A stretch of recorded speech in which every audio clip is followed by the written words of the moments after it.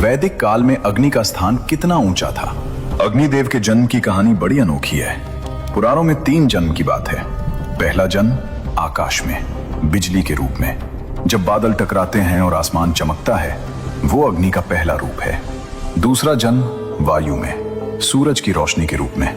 वो ताप जो सूरज से आता है और सारी दुनिया को जीवन देता है, वो भी अग्नि है। तीसरा जन्म धरती पर, जब इंसान 2 पत्थर रगड़ता है, वो आग जो निकलती है, वो अग्नि का तीसरा जन्म है। इसीलिए अग्नि को त्रिभव कहते हैं, तीनों लोकों में जन्म लेने वाले। एक देवता जो बिजली में है, सूरज में है और आपकी रसोई की आग में भी है। यही अग्नि की सबसे बड़ी विशेषता है। अग्निदेव का स्वरूप जितना सुंदर है, उतना ही रहस्यमय भी। 2 सिर हैं उनके। एक सिर से वो देवताओं को अमृत देते हैं, दूसरे सिर से पितरों को भोजन पहुंचाते हैं। 7 जीभें हैं, काली, कराली, मनोजवा, सुलोहिता, सुधूम्रवर्णा, स्फुलिंगिनी और विश्वरुचि। लाल और सुनहरा शरीर जैसे सूर्यास्त की आग, और उनका वाहन है एक भेड़ा, पवित्रता का प्रतीक। अग्नि के माता पिता की बात करें तो सबसे प्रचलित मान्यता यह है कि इनके पिता ब्रह्मा जी हैं और इनकी पत्नी है देवी स्वाहा। स्वाहा वो देवी जिनके बिना कोई आहुति पूरी नहीं होती। आज भी जब हम हवन में आहुति डालते हैं तो कहते हैं स्वाहा।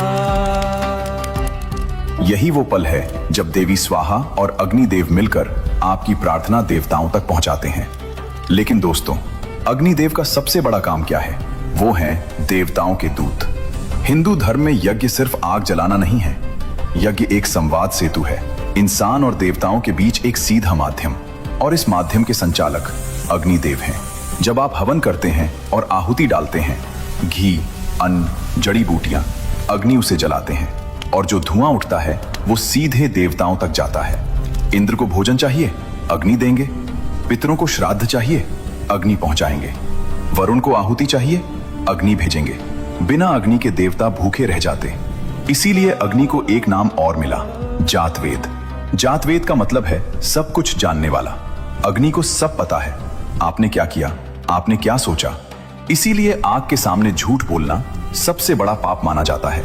विवाह में अग्नि को साक्षी क्यों बनाते हैं? क्योंकि अग्नि सब देखते हैं, सब जानते हैं और कभी भूलते नहीं। दोस्तों, एक सवाल है, क्या आग भी बीमार पड़ सकती है? क्या देवताओं का दूत जो तीनों लोकों की आहुतियां संभालता है, वो कभी कमजोर पड़ सकता है? जवाब है हाँ, और यही हुआ था महाभारत के उस युग में। एक बार एक महाराजा ने यज्ञ किया। साधारण यज्ञ नहीं, 12 साल तक लगातार चलने वाला यज्ञ। 12 साल, हर पल आहुति, हर पल घी, हर पल अग्नि को भोग। देवता खुश थे, ऋषि खुश थे, लेकिन अग्नि थक गए।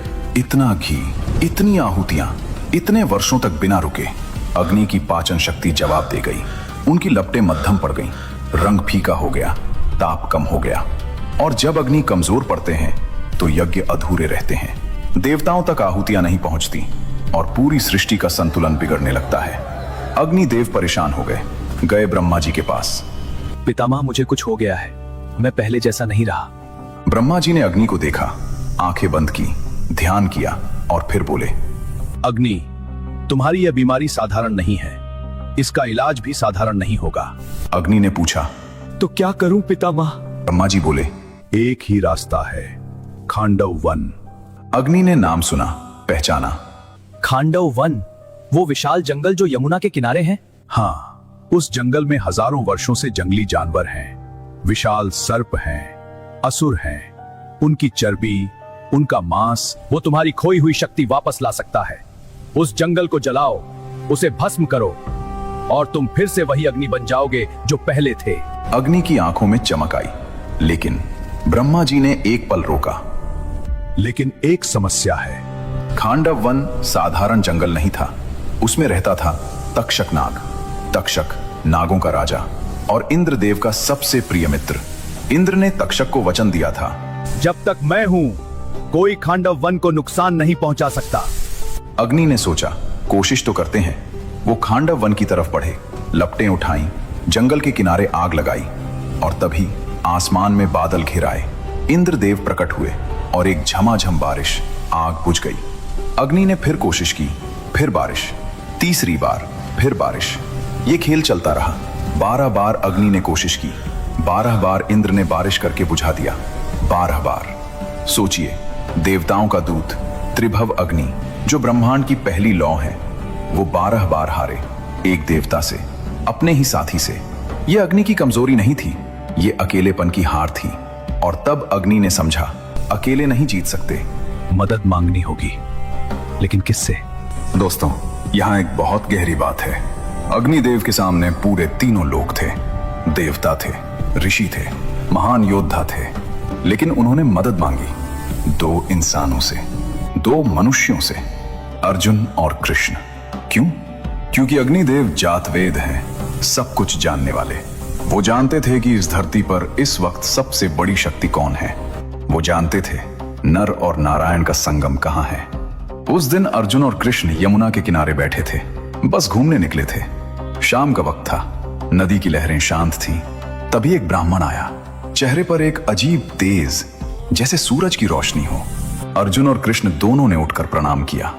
ब्राह्मण ने कहा, मुझे भूख लगी है, बहुत तेज भूख, और जो मुझे चाहिए वो कोई साधारण भोजन नहीं है।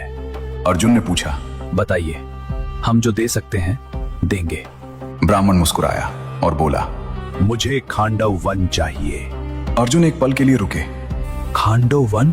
लेकिन कृष्ण ने उस ब्राह्मण को देखा, एक पल, बस एक पल, और उनके होठों पर वो मुस्कान आई, वो मुस्कान जो तब आती है जब वो सब समझ जाते हैं। कृष्ण ने धीरे से कहा, हम जानते हैं आप कौन हैं।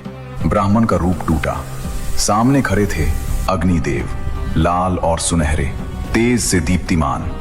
हाँ अर्जुन, मैं अग्नि हूं और मुझे खांडव वन जलाना है। लेकिन इंद्र बाधा डालते हैं। तुम दोनों मेरी रक्षा करो, मैं वन जलाऊंगा। अर्जुन ने एक पल सोचा, फिर बोले, हम तैयार हैं, लेकिन हमारे पास वो हथियार नहीं है जो इंद्र की सेना से लड़ सके। अग्नि मुस्कुराए, वो मैं दूंगा। अग्निदेव ने वरुण देव, समुद्र के देवता का